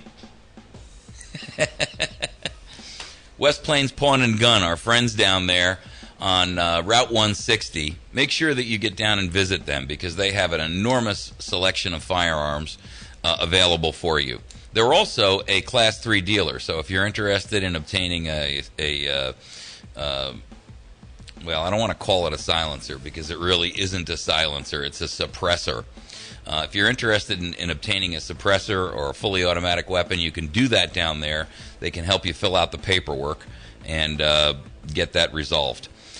If you are a If you are a wise shopper, you will visit our friends over at Pizza Hut. They are on Porter Wagoner Boulevard in West Plains, and I encourage you to get over there and visit with them. Let the manager know that Mike from America's Voice sent you over there. And they are a strong supporter of our show. And if you're there and you can ask for the server by the name of Bree, I'm sure she'd be more than happy to help you. Our friends over at Battery Station on Washington Avenue. You can find them on the web at batterystation.com. Their phone number is 257-7799. They got batteries for everything. Everything but watch batteries. They don't do watch batteries. Yeah, but everything else on Every other battery ever known to man, they have. Yeah. By the way, if I've talked before about this issue of the antidepressants, or I should call them repressants, right? If you are a person who's taking antidepressants, they are polluting your mind and rewiring your brain. And I'm no doctor, and I'm not going to give out medical advice, but I am going to tell you this. If I were you, I would do everything in my power to get off of those. And the first thing that you need to do is know that you can't just go off cold turkey, especially if you've been on these for a long time. So what you should do is start cutting yourself back, breaking your dosages down in half or thirds or whatever the case may be, and slowly work your way off of this. And one of the things that you can do is go over to see Kevin over at the battery station, because he's got this product over here or over there that will absolutely help to, one, cleanse your system of this and get it out of your system as quickly as possible, but also kind of correct the imbalances that have been going on in your body and in your brain. You'll note, by the way, that every one of the individuals who have committed a mass atrocity over the course of the past couple of years, where they've gone and shot up a theater or a school or whatever the case may be, they've all been on psychotropic antidepressant medicine. All of them. Every single one. Now, you'll also note that every one of those products, and I don't care what name they sell it under, they all have the warnings on there about suicidal ideations, suicidal thoughts. Listen, people, if you take a pill that makes you suicidal and you're already depressed, I don't know, you can do the math yourself, but somehow or other that just doesn't make sense. That whole thing's depressing to me. I have dogs. I have dogs, Dogs are an antidepressant. Yeah, dogs are an antidepressant. Going out and getting a gun and shooting it out there at the range, that's an antidepressant. Did you know that? No, and I tried golf one time, but to me, golf was a depressant because I was so bad at it, okay? But I know for a lot of people, golf is an antidepressant, just not for me. You have to figure out what your antidepressant is. Absolutely. Whatever your antidepressant is, as long as it doesn't come in a bottle. There you go. There's the key operative word or phrase. It must not come in a bottle. It can come out of your garden, though, maybe. It can come out of your garden. It can come out of a walk in the woods. It can come out of a camping trip. It shouldn't come out of a baggie either. And it should not be rolled in paper. No smoking. No smoking. Now, I'm a smoker, but I'm not a smoker of marijuana. I am a tobacco user. And so that rule applies to all of us, including myself. I should quit smoking. But be that as it may, my stresses are just way too high this week. You ever watch the movie Airplane where the guy says, I picked the wrong week to quit smoking? And, then about 2 minutes later he says, I picked the wrong week to quit drinking. And he's got like 5 of these little airplane bottles that he's trying to chug out of all of them. Then he says, I picked the wrong week to quit sniffing glue. And he's hanging from the roof of the airplane and his hair is sticking out like... Joey Suzu is in that movie. That dude who does that airplane. Yeah, oh my God. Exactly.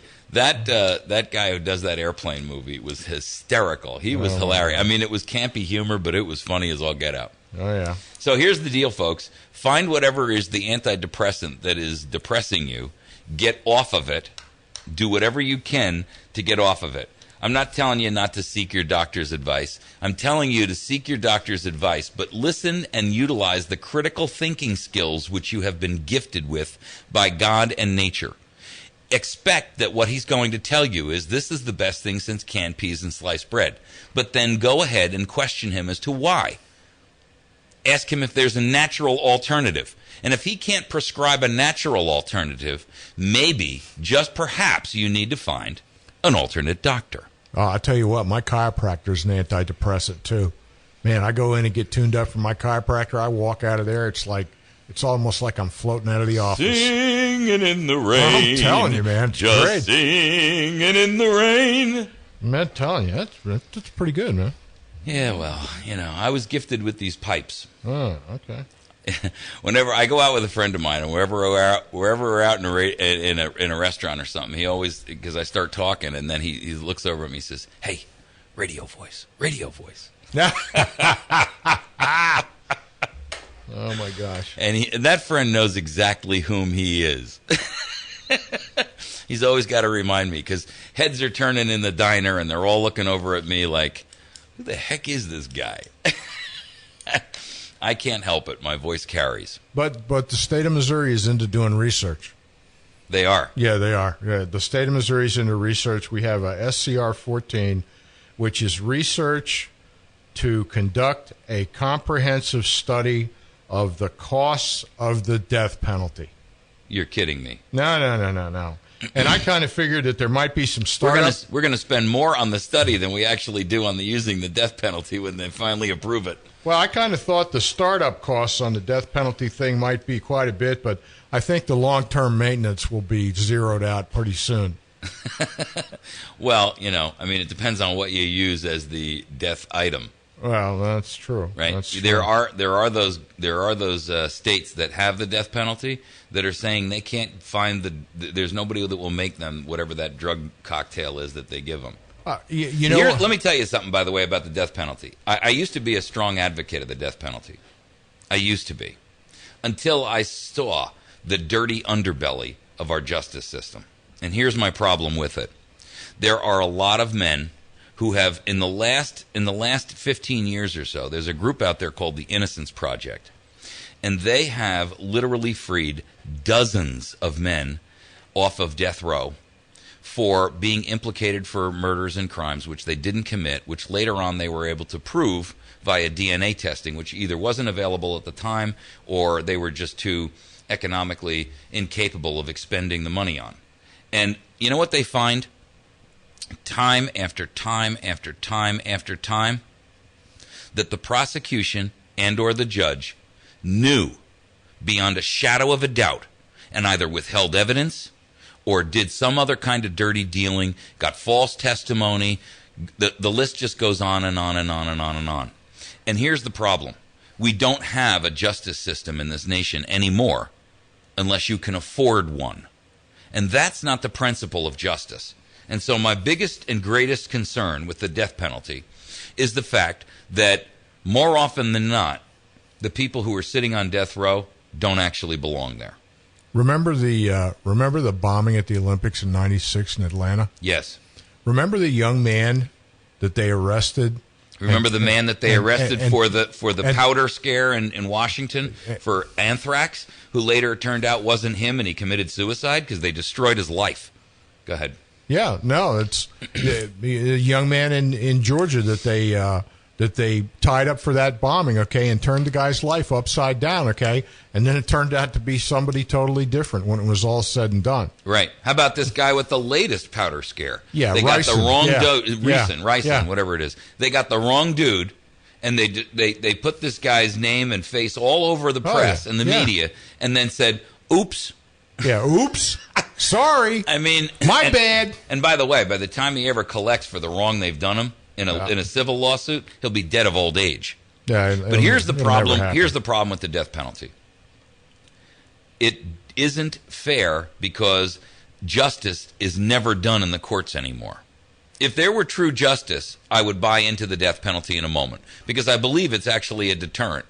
But when you find that 10 or 20% of the people who are sitting on death row don't belong there because they were too poor, too ignorant, too dumb, too whatever to be able to put up a serious defense, or they had a public defender who basically fell asleep at the witness, in the defense chair.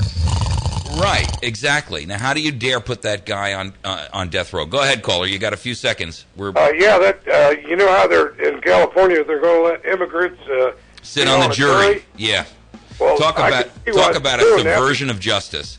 Yeah, because if if they find the guy innocent, they'll deport him.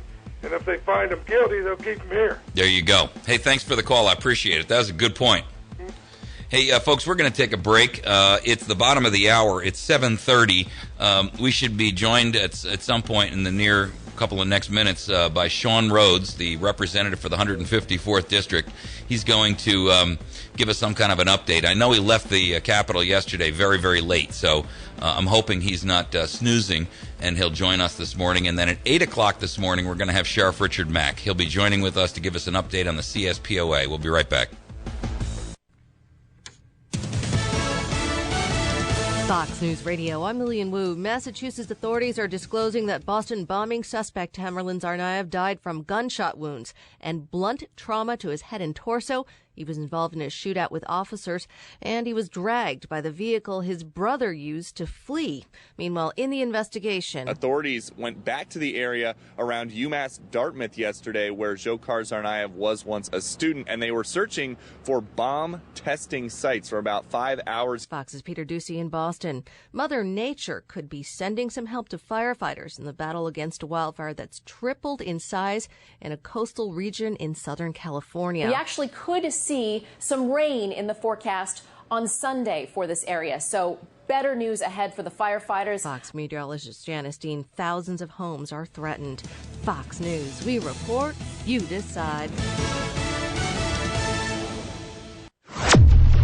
Get a hold of Brian down at Ozark Mountain Self-Reliance. You can call him at 870-492-4030, or you can find him on the web at ozarkmtnselfreliance.com. Located a half-mile east of Walmart and Route 62 in Mountain Home. My friends over at Chantilly's Artisan Bakery at 255-2253, number 2 Evans Arcade off the square in West Plains. Best damn bakery in 100 miles. You can reach Mary at 255-2253. My friend Bill Stone over at Stone Construction at 293-0116. Whether remodeling or doing new or custom construction or light commercial, Bill's the guy for you. 293-0116. West Plains Pawn and Gun, located on Route 160, just about a mile east of Walmart on the right-hand side. WestPlainsPawn.com. You can also reach them by a telephone at 417-256-3000. Friends over at the battery station at 303 Washington Avenue, right off the square in West Plains. You can find them on the web at batterystation.com, and you can call them at 417-257-7799. Also, don't forget to stop by Pizza Hut for an outstanding lunch special between 11 and 2. Salad and pasta all together. You can also visit them on Tuesday evenings for family night. Kids eat free under 12. And Jason over at Wits End Classic Barbershop, the sponsor of our telephone line. Make sure that you see Wits End Classic Barbershop for your next shave and a haircut. Outstanding, fine young man, and a great patriot as well. He's on the square in West Plains. I once dated a cyborg astronomer who showed me the wonders of the universe, like the new Samsung Galaxy S4 from U.S. Cellular for only $199.99. Crazy, huh? U.S. Cellular's got the new Samsung Galaxy S4 for just $199.99. Say hello to great deals on Samsung Galaxy devices like the new Samsung Galaxy S4. U.S. Cellular. Hello better. Certain restrictions apply. Applicable data plan required. New 2-year agreement and $35 device activation fee may apply. See store for details. Weather is a service of News Talk 107.1 The Point. Contact Josh or Cody at 255-2548 for more information on making weather sponsorships part of your marketing plans. From the Point Weather Center for this morning, we have a flood watch in some areas. Otherwise, chance of rain and snow before 9. Then a chance of rain between 9 and 5. Chance of drizzle after that, with a high near 49 degrees. I'm Dawn James, and for more information, visit my1071thepoint.com. Out of 365 days a year, we celebrate holidays, anniversaries, and other important days. But there is one day you look forward to, your birthday. I wish you a happy birthday. Ryan's Steakhouse of West Plains is proud to bring you the Birthday Club weekday mornings with Cooper & Company. Our daily winner receives one buffet and a drink to Ryan's. Just call your birthdays in weekday mornings with Cooper & Company at 255-0427. Brought to you by Ryan's and the Ozarks Best News Talk. And happy birthday to you. Cha-cha-cha-cha.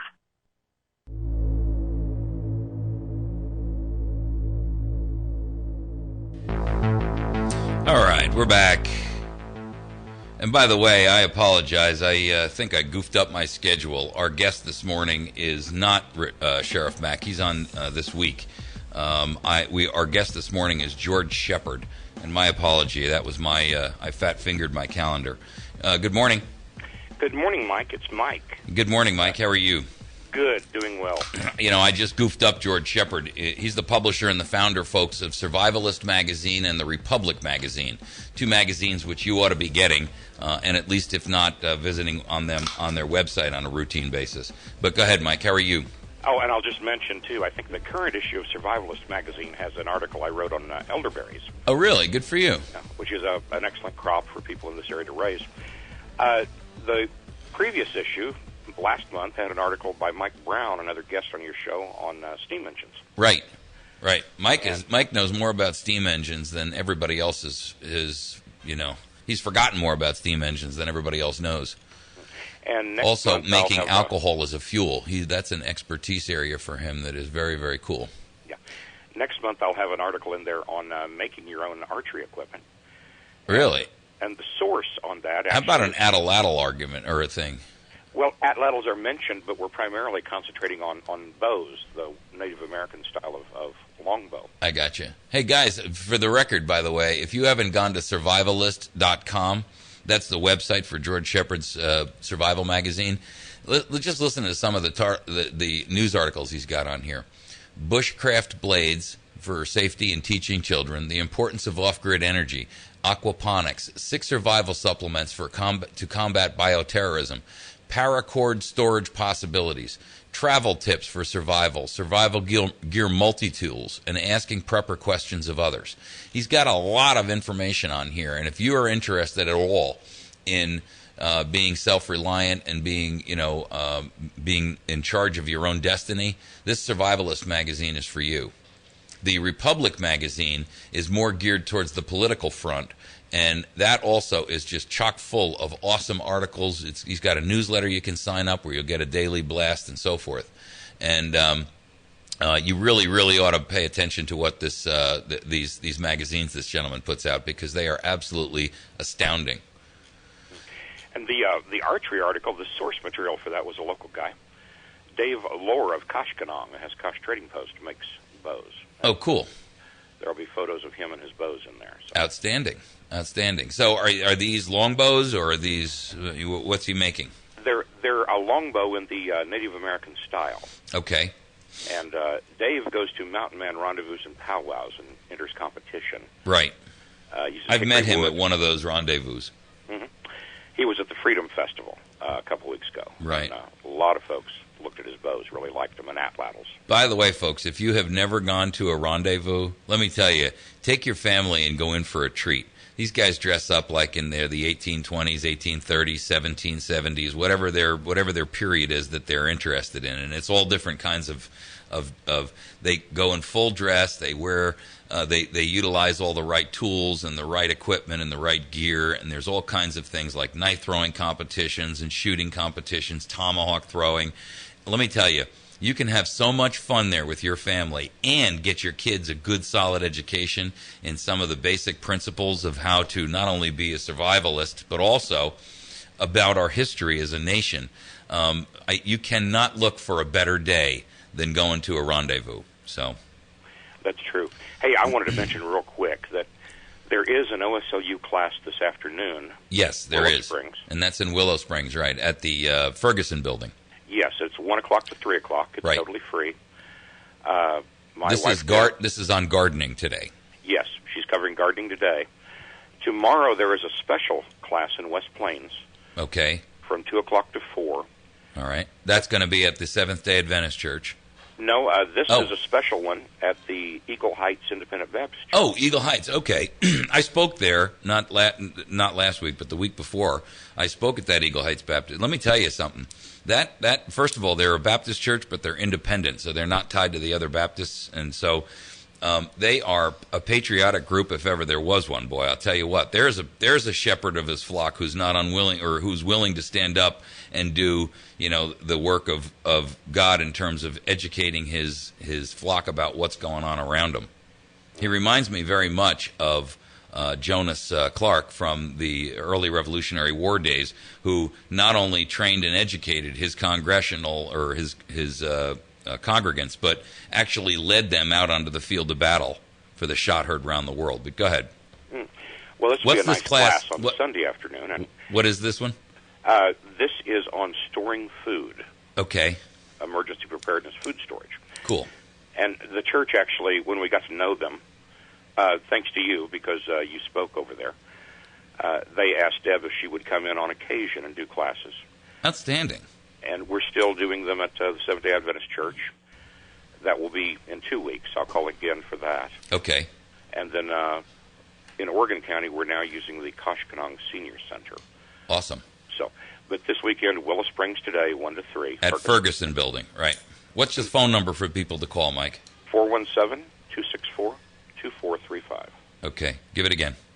417-264-2435. 2435. Okay. Yeah. Hey, folks, if you want to learn how to store food, make sure that you do yourself a favor and get to this Eagle Heights Independent Baptist Church tomorrow. Mike, can you give the address of that location? It's 8078. I can't think of it off the top of my head. Yeah, I don't have it in front of me, but if anyone gives us a quick call, okay, I'll find it, or they can check the phone book or Google it. 417-264-2435. 2435. Hold on a minute, Mike. I got to write that down. I don't know why I can't remember that number. I'm usually very good with memorizing numbers, but 417-264-2435. That's it.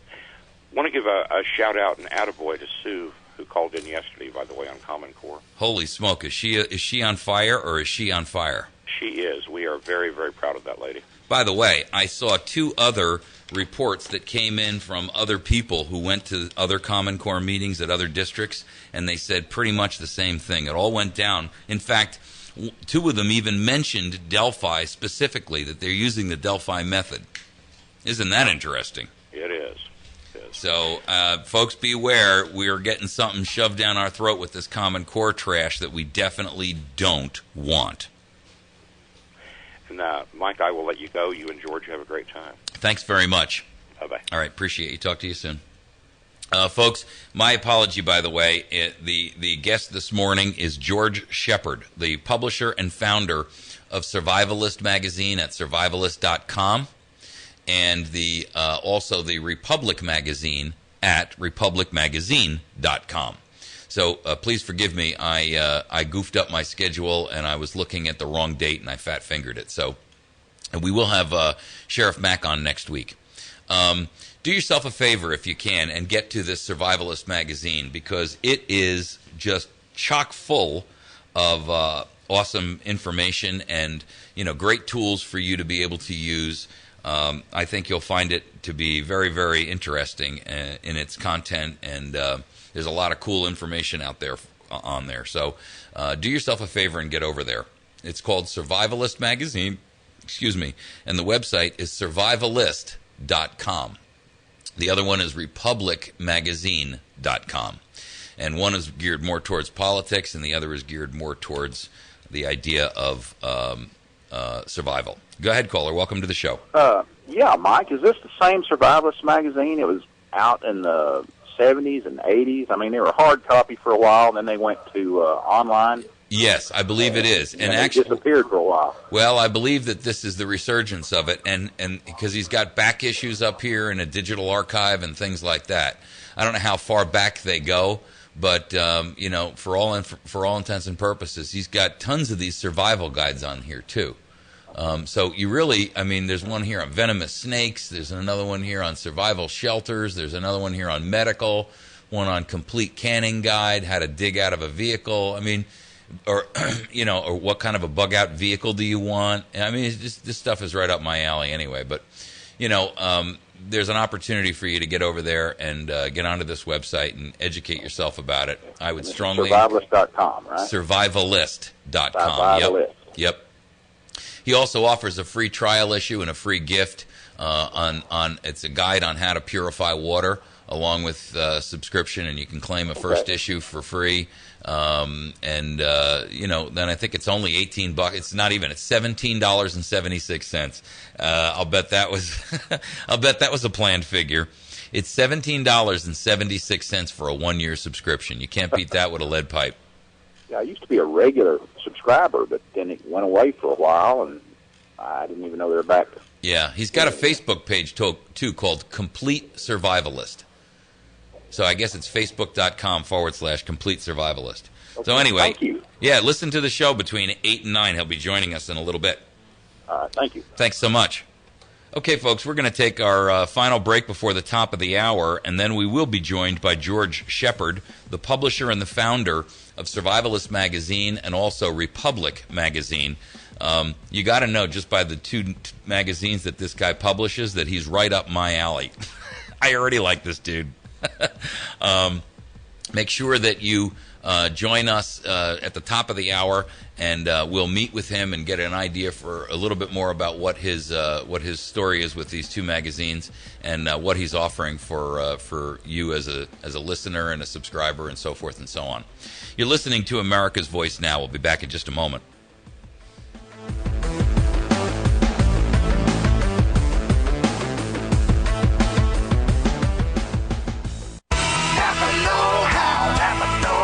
Stop and save up to $50 with Napa Know-How. Receive up to a $50 rebate Visa card by mail with qualifying brake parts purchase when you upgrade to premium or better. Stop by and ask for details. Or how about a Napa Evercraft half-inch air impact wrench for just $37.99? Napa Know-How. Napa Auto Parts, 311 St. Louis Street in West Plains. Napa Know-How. Napa Know-How.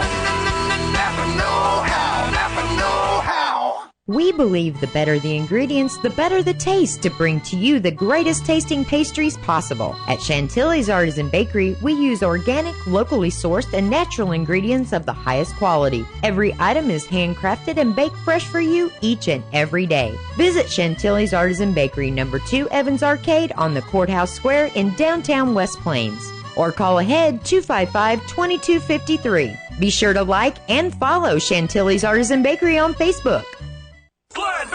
We're made to look like we don't have a heart, that we don't care. Have courage and have faith and stand and do the right thing. Hopefully, the rest of the country will come around. But somebody has to say the hard thing. We have to do the right thing, even though it may be painful for all of us. This is the Glenn Beck Program. Weekdays from 2 to 5, it's Glenn Beck on the Ozarks' Best News Talk 107.1. The area's best selection of firearms, ammunition, and accessories can only be found at West Plains Pawn and Jewelry. Online at westplainspawn.com. Top of the line new and used optics from Nikon, Leopold, Burris, Redfield, Zeiss, and Schmidt & Bender. Ask about their selection of binoculars, laser sights, and night vision goggles. With new arrivals every week, the area's best selection of firearms, ammunition, and accessories can only be found at West Plains Pawn and Jewelry, 1713 West U.S. Highway 160, or shop online at westplainspawn.com.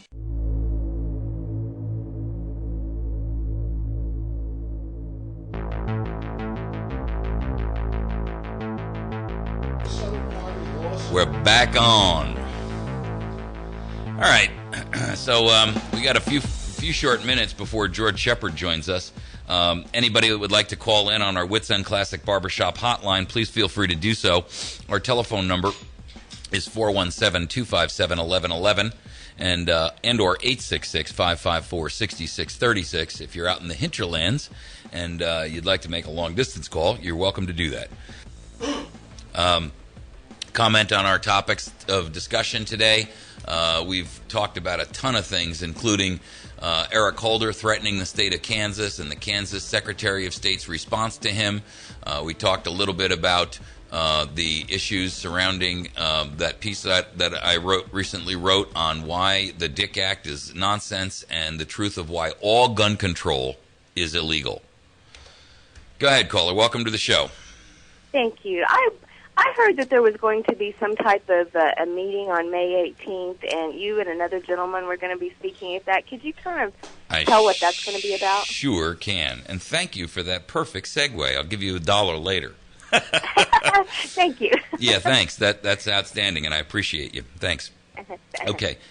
Basically, folks, here's the deal. We're going to be speaking with retired Command Sergeant Major Dan Page. He is a retiree from the U.S. Army Special Forces.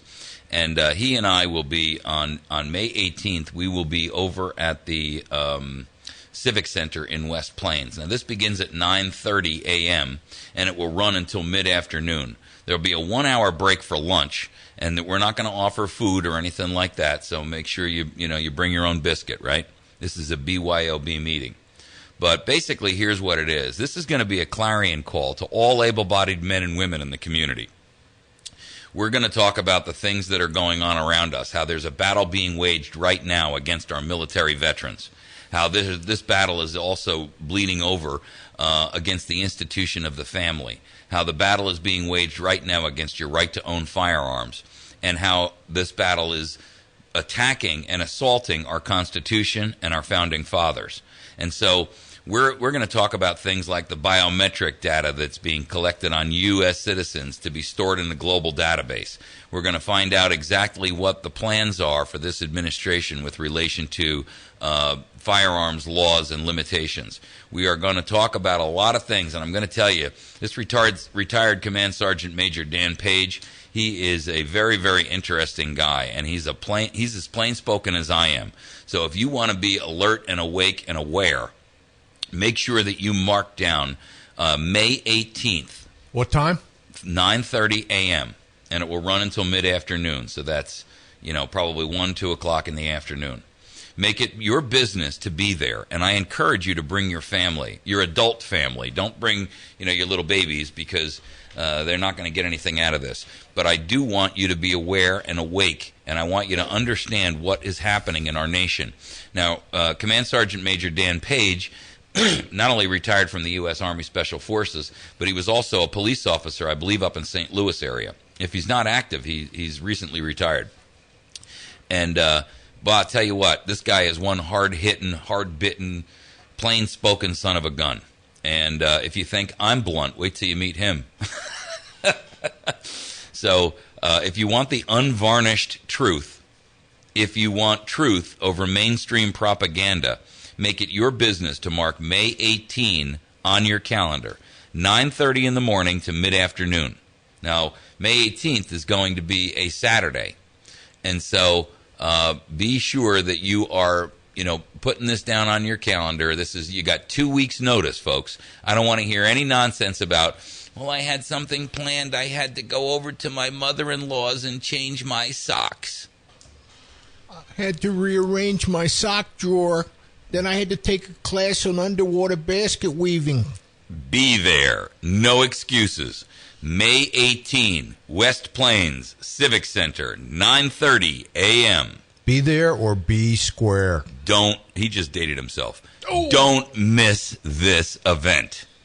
I'll be there. I'll be speaking there. Retired Command Sergeant Major Dan Page. He's the guy who's the keynote headliner on this. We are going to alert and awaken you to exactly what's going on with us, and we're going to do so in unvarnished terms. And don't bring any pressure cookers. No pressure cookers allowed. Leave your pressure cookers at home. Yeah. But this is a call to action, and it's a call to all of the able-bodied men and women in our community, in our communities. And I don't care what county you're coming from. I don't care what state you're coming from. I don't care if you're a Missourican or you're from Arkanistan. From Washington's perspective, we're all of these outlying insurgent states. I guess we should start calling ourselves what we are, right? These are insurgency states now. This is Missourican and Arkanistan. I'll tell you what, it's the truth, and Kansakan. Eric Holder just added Kansakan to the list. Kazakhstan. They'll be outlawing pressure cookers in Kazakhstan pretty soon, okay? I think we should outlaw Eric Holder, period. He should be deported. How do we get these guys? You know how we get these guys? People don't show up to the polls to vote. No, I got a better solution. On July 4th of 2013, We cease paying all of our bills. We cease paying all of our banks. We cease paying all of our taxes. We cease buying products. We make sure that we are prepared to go and march on Washington and our state capitals. And we commit 90 days that will change the world. We take our capitals, our state capitals and our federal capitals, and we put them under siege. Yes, under siege. We stand there and demand that they leave. And our clarion call should simply be this: we're not leaving until you do.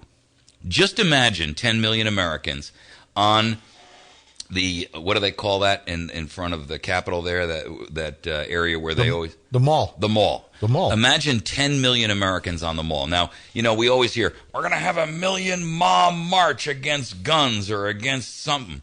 Well, let me tell you something. 9 times out of 10, they're lucky if they get a couple 100,000 people to show up at these.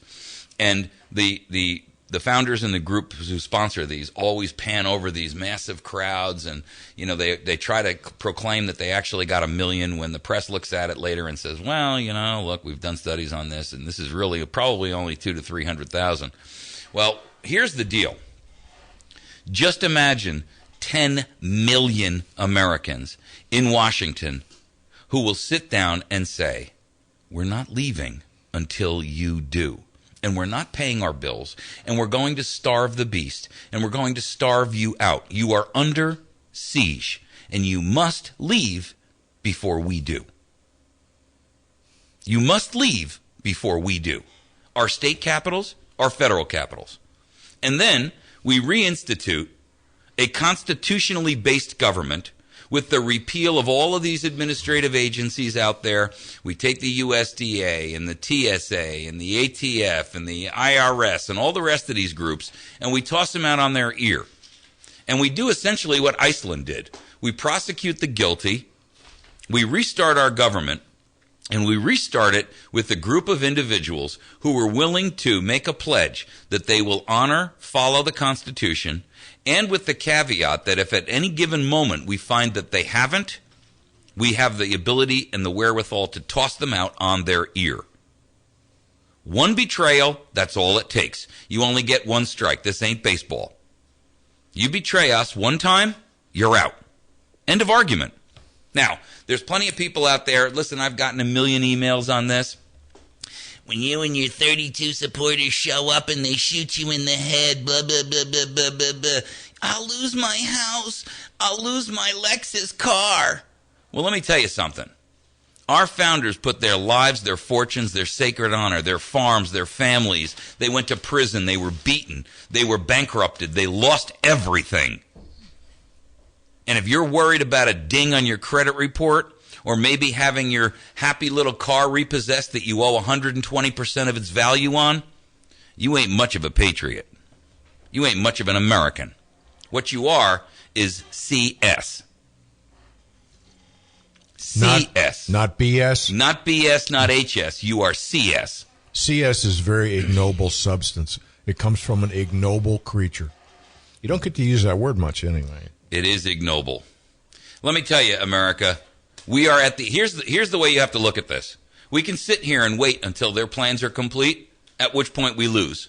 Or we can stand up on our hind legs and we can go out there and demand and subvert and beat them to the punch and say, no, you've got to go first. Now, there's only a couple of courses of action that can occur. 1, they can leave. I highly doubt it. 2, they can try to disband 10 million Americans and say, all of you go home, there's nothing here to see. At which point, they won't be able to say that after the 10th, the 20th, the 30th day. And when they have no money to continue to operate, well, the Fed can print money, but they can't even do that for very long without even the press getting on them and saying, wow, suddenly you went from printing $80 billion a month to $400 billion a month. What are you going to do, and how is the nation going to look upon it when our country is printing $500 billion a month, because now the federal government is responsible not only for the federal government's bills, but the state government's bills? Because remember, folks, you're paying for your own enslavement here. If the money stops, they must stop too. Now, You can wake up and smell the coffee, or you can wake up to the slap of a gun butt across your forehead. The choice is yours. I leave you to your own thoughts. We'll return in just a moment.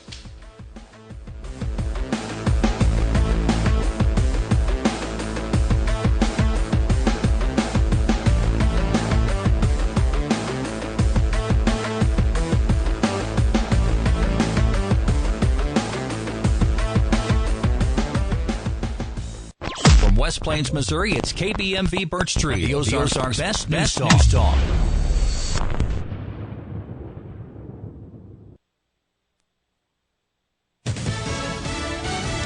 Fox News Radio. I'm Chris Foster.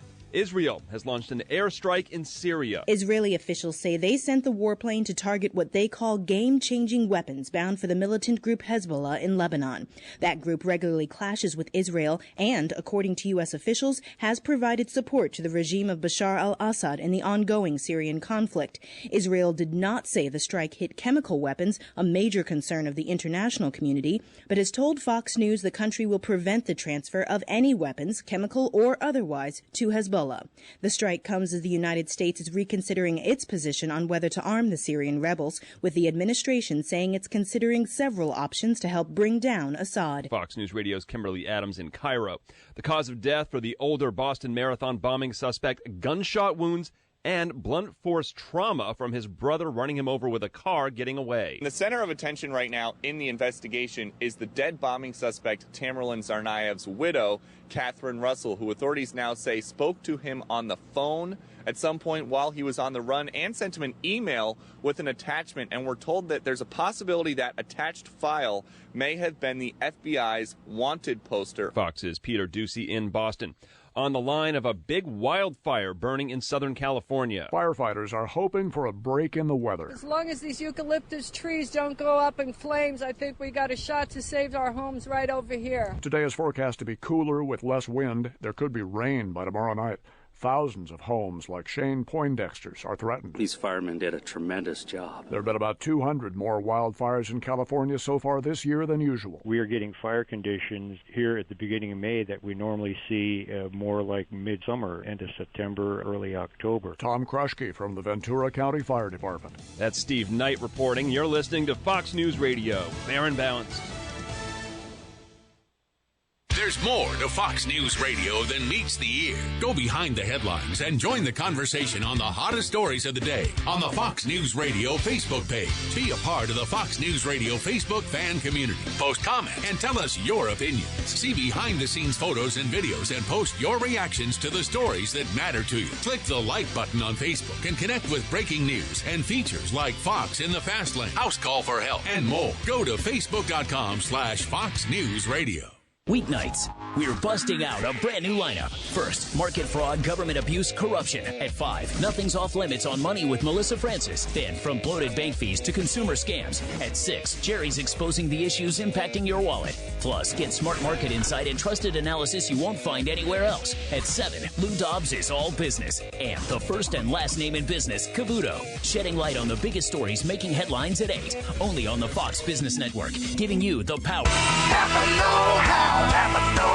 Stop and save up to $50 with Napa Know-How. Receive up to a $50 rebate Visa card by mail with qualifying brake parts purchase when you upgrade to premium or better. Stop by and ask for details. Or pick up mobile Delvac heavy-duty diesel motor oil for just $11.99 a gallon. Napa Know-How. Napa Auto Parts, 311 St. Louis Street in West Plains.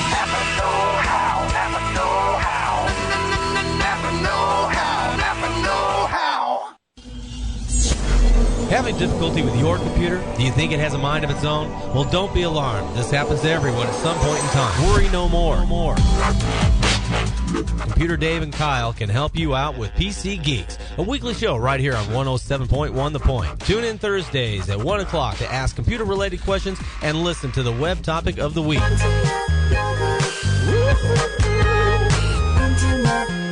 That's PC Geeks here on 107.1 The Point. Weather sponsorships are now available on News Talk 107.1 The Point. Get more information. Email info@diamondmediaradio.com for complete details. From the Point Weather Center for this morning, we have a flood watch in some areas. Otherwise, chance of rain and snow before 9. Then a chance of rain between 9 and 5. Chance of drizzle after that with a high near 49 degrees. I'm Dawn James, and for more information, visit my1071thepoint.com. The area's best selection of firearms, ammunition, and accessories can only be found at West Plains Pawn and Jewelry. Online at westplainspawn.com. Top of the line, new and used